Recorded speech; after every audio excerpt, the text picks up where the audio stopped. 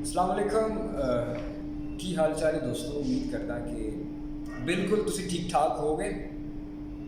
थोड़ी जी गल करांगे साडा पड़ोसी मुल्क भारत इंडिया। कुछ दिन पहले उत्थे एक डॉक्टर जिहड़ी सी उसनूं अगवा किया गया। 4 लोगों ने उहदा रेप किया। यंग मुंडे सन, उन्होंने रेप किया और फिर उन्होंने रेप करने तो बाद उस लड़की नूं पेट्रोल सुट्टिया और अदालत जाने रस्ते दे विच और उसनूं जिंदा साड़ दिता गया। ये कोई पहला वाक़या नहीं है। भारत दे विच भी बहुत इस तरह की होर भी घटनावां हुई ने। बहुत सारे मसले मसाइल हुए ने। माफ़ करिएगा। तो लेकिन यदा मतलब असी उहदे ते भारत उत्ते कोई सख्त तनकीद इस वजह तो नहीं कर सकते कि साढ़े अपने मुल्क पाकिस्तान दे विच भी इस तरह के बहुत सारे वाक़यात होए ने। तो ये इस तरह के वाक़यात ने जिहड़े किसी भी सिस्टम के अंदर, किसी भी मुआशरे के अंदर चंगे तो माड़े लोग, हर तरह के लोग होंदे ने और ये चीज़ां हुंदियां ने। लेकिन इस वाक़े नूं लैके इत्थे गल करन दा जिहड़ा मकसद है, जिहड़ी वजह है वो ये है कि अदालतों के विच केस जाते हैं और पेशियां लोग भुगतते रहते हैं और फिर एंड ऑफ द डे हुंदा की है, क्योंकि पेशियां जिस टाइम ज़्यादा पैंदियां ने तो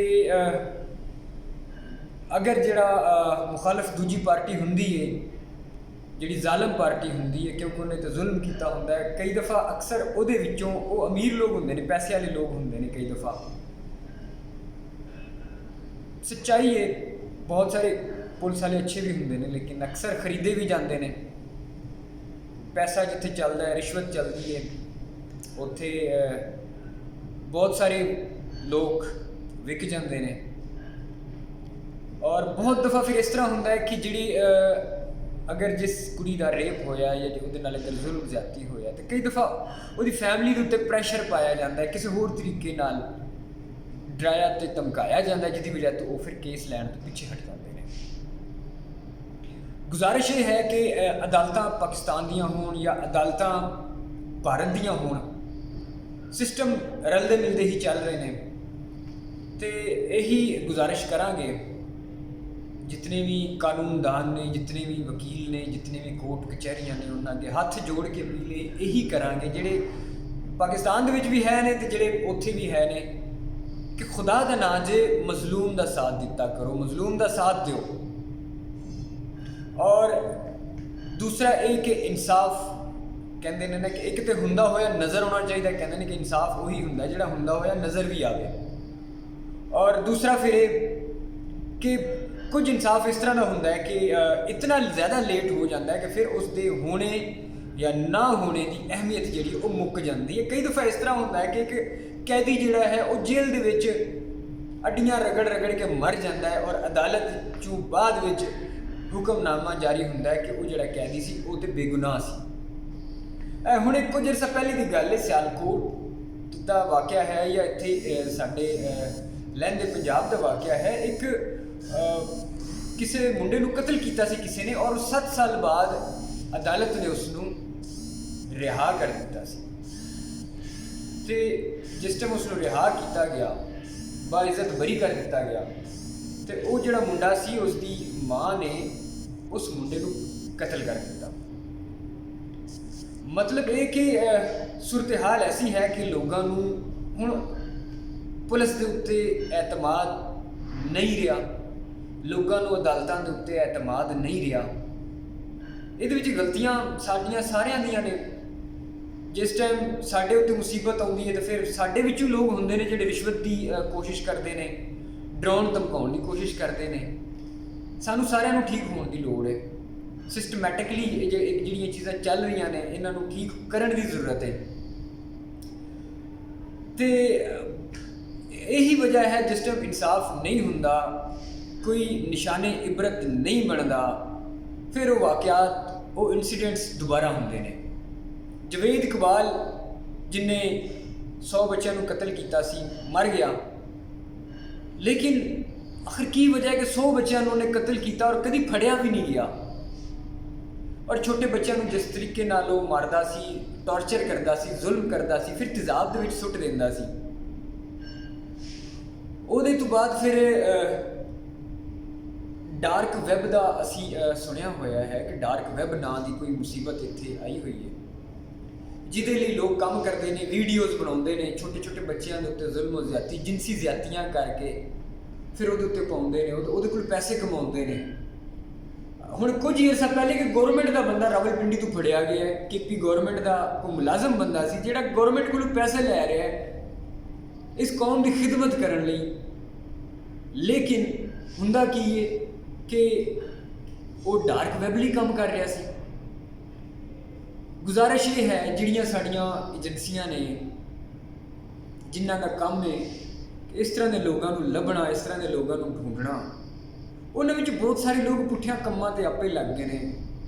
ਉਹਨਾਂ ਦੀ ਗੁਜ਼ਾਰਿਸ਼ ਇਹੀ ਹੈ ਕਿ ਖੁਦਾ ਦਾ ਨਾਮ ਹੈ, ਜਿਹੜੇ ਮਕਸਦ ਲਈ ਤੁਹਾਨੂੰ ਤਨਖਾਹ ਮਿਲ ਰਹੀ ਹੈ ਉਹੀ ਮਕਸਦ ਆਪਣਾ ਪੂਰਾ ਕਰੋ, ਜ਼ਾਲਮਾਂ ਦੇ ਖਿਲਾਫ ਲੜੋ ਔਰ ਮਜ਼ਲੂਮਾਂ ਦਾ ਸਾਥ ਦਿਓ।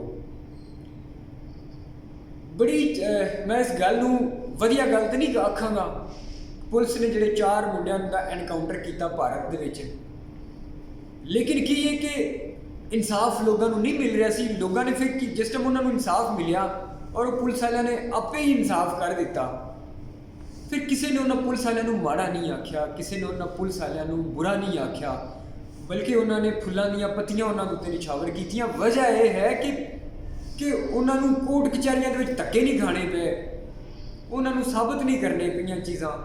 ਇੱਕ ਕੁੜੀ ਜਿਹਦੇ ਨਾਲ ਰੇਪ ਹੋ ਜਾਂਦਾ ਹੈ, ਫਿਰ ਉਹ ਅਦਾਲਤ ਵਿੱਚ ਉਹਨੂੰ ਸਾਬਤ ਵੀ ਕਰਨਾ ਪੈਂਦਾ ਕਿ ਹਾਂ ਮੇਰੇ ਨਾਲ ਰੇਪ ਹੋਇਆ ਹੈ। ਇੰਨੀ ਉਹਦੀ ਤਜ਼ਲੀਲ ਹੁੰਦੀ ਹੈ ਕਈ ਦਫਾ। ਤੇ ਦੂਸਰਾ, ਗੌਰਮੈਂਟ ਜਿਹੜੀ ਹੈ ਉਹਨੂੰ ਵੀ ਜਾਗਣਾ ਪਏਗਾ ਔਰ ਜਾਗਣਾ ਚਾਹੀਦਾ ਹੈ। ਔਰ ਜਾਗੇਗੀ ਕਿਸ ਤਰ੍ਹਾਂ?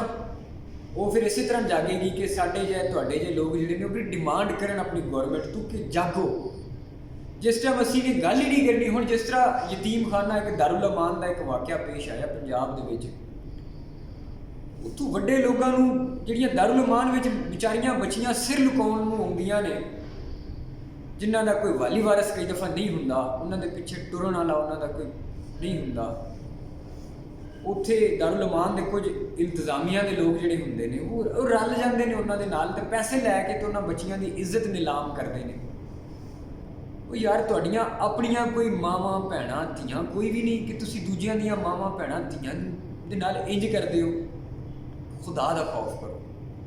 ਔਰ ਜਿਹੜੇ ਸਾਡੇ ਪੁਲਿਸ ਵਾਲੇ ਭਰਾ ਨੇ ਉਹਨਾਂ ਨੇ ਵੀ ਗੁਜ਼ਾਰਿਸ਼ ਹੈ, ਤੁਸੀਂ ਸਾਡੇ ਹੀ ਭਰਾ ਹੋ। ਸਾਡੇ ਵਿੱਚੋਂ ਲੋਕ ਹੈ ਨੇ ਜਿਹੜੇ ਭਰਤੀ ਹੁੰਦੇ ਨੇ, ਪੁਲਿਸ ਵਿੱਚ ਭਰਤੀ ਹੁੰਦੇ ਨੇ, ਸਾਡੇ ਵਿੱਚੋਂ ਲੋਕ ਨੇ ਜਿਹੜੇ ਡਾਕਟਰ ਵੀ ਬਣਦੇ ਨੇ, ਆਰਮੀ ਦੇ ਵਿੱਚ ਵੀ ਜਾਂਦੇ ਨੇ, ਹਰ ਜਗ੍ਹਾ ਤੇ ਸਾਡੇ ਅਸੀਂ ਪਬਲਿਕ ਆ ਨਾ, ਤੇ ਪਬਲਿਕ ਦੇ ਵਿੱਚੋਂ ਹੀ ਸਾਰੇ ਇਦਾਰਿਆਂ ਦੇ ਵਿੱਚ ਲੋਕ ਜਾਂਦੇ ਨੇ।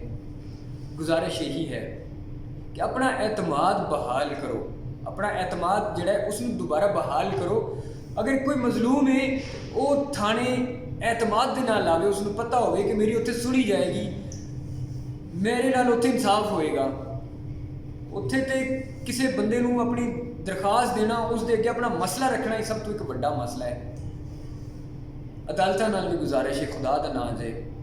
ਤੇ ਅਦਾਲਤਾਂ ਦੇ ਵਿੱਚ, ਕਿਉਂਕਿ ਅਦਾਲਤਾਂ ਜਿਹੜੀਆਂ ਹੁੰਦੀਆਂ ਨੇ ਉਹਨਾਂ ਦੇ ਉੱਤੇ ਲੋਕਾਂ ਨੂੰ ਬੜੀ ਆਸ ਹੁੰਦੀ ਹੈ ਇਨਸਾਫ ਦੀ, ਰੱਬ ਤੋਂ ਬਾਅਦ ਲੋਕ ਉਹਨਾਂ ਦੇ ਉੱਤੇ ਆਸਰਾ ਰੱਖਦੇ ਨੇ, ਲੇਕਿਨ ਉੱਥੇ ਕਈ ਦਫਾ ਉਹਨਾਂ ਦੇ ਨਾਲ ਧੱਕਾ ਕਰ ਦਿੱਤਾ ਜਾਂਦਾ ਹੈ, ਦੂਜੀ ਪਾਰਟੀ ਨਾਲ ਵੀ ਵਿੱਚ ਲੋਕ ਮਿਲ ਜਾਂਦੇ ਨੇ। ਔਰ ਦੂਸਰਾ ਫਿਰ ਇਹ ਕਿ ਕਈ ਦਫਾ ਇਸ ਤਰ੍ਹਾਂ ਹੁੰਦਾ ਕਿ ਇਨਸਾਫ ਕਰਦਿਆਂ ਲੋਕਾਂ ਦੀਆਂ ਉਮਰਾਂ ਲੰਘ ਜਾਂਦੀਆਂ ਨੇ, ਉਹਨਾਂ ਦੀਆਂ ਜੁੱਤੀਆਂ ਘਿਸ ਜਾਂਦੀਆਂ ਨੇ, ਲੇਕਿਨ ਉਹਨਾਂ ਨੂੰ ਇਨਸਾਫ ਨਹੀਂ ਮਿਲਦਾ। ਖੁਦਾ ਦਾ ਨਾਮ ਹੈ ਤੇ ਥੋੜ੍ਹਾ ਜਿਹਾ ਇਨਸਾਫ ਨੂੰ ਜਲਦੀ ਕਰੋ। ਹੁਣ ਸੁਣਨ ਵਿੱਚ ਆਇਆ ਹੈ ਕਿ ਕੁਝ ਆਈਡੀਅਲ ਕੋਰਟਸ ਬਣਾਏ ਗਏ ਨੇ, ਕੁਝ ਮਾਡਲ ਕੋਰਟਸ ਬਣਾਏ ਗਏ ਨੇ, ਜਿਨ੍ਹਾਂ ਦਾ ਮਕਸਦ ਇਹ ਹੈ ਕਿ ਫੌਰੀ ਤੋਂ ਫੌਰੀ ਇਨਸਾਫ ਕੀਤਾ ਜਾਵੇ।